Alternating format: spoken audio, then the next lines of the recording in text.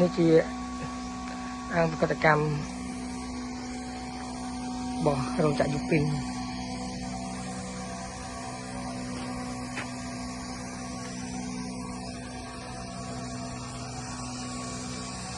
ចេញមកនេះ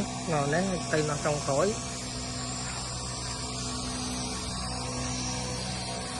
ចុះមកចេញមកទីនេះហើយទៅប្រហូរទៅសាច់ចុងក្រោយមិញ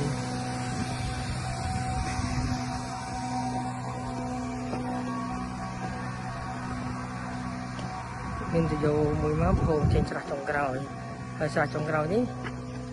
មានទៅយកមួយប្រហូរចូលអូវិញហើយតាមសួរព័ត៌មានគឺក៏បាននេះតេស្តទឹកនឹងជាមួយក្រសួងរួចអស់ហើយអរគុណនេះស្ថានភាពស្រះចុងក្រោយរបស់គាត់ដែលពេលដែលអង្គប្រតិកម្មហើយចេញមកគាត់ប្រហូរចេញមកហ្នឹង包括这个水都是很干净的 ，OK 的， ទឹកស្រះចុងក្រោយ 都是 OK 的。បាទចុងក្រោយ哎，តែមិនញ៉ាំថាទេចាមានយោទេមានអភ័ហ្នឹងឯងអត់អានេះវាអាចវាដាក់យោវាមាននិយាយបាទ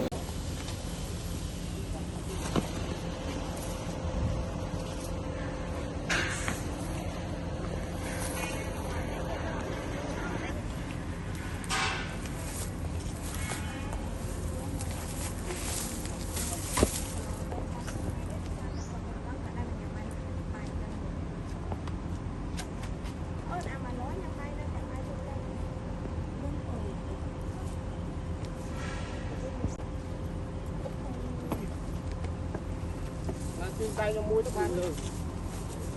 បាក់បងទៅនេះទេបងអេទៅនេះទីទៅនេះទៅបានអី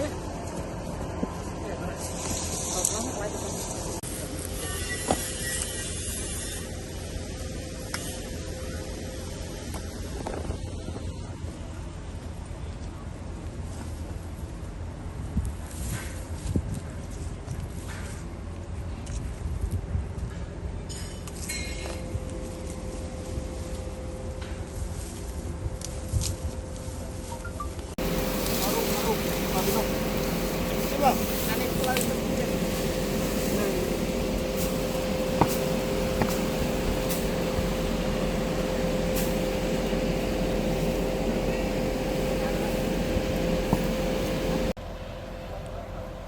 អូនេះយោអត់មែនទៅអានេះវងថ្ងៃមុនlàលួយឯងឲ្យងោ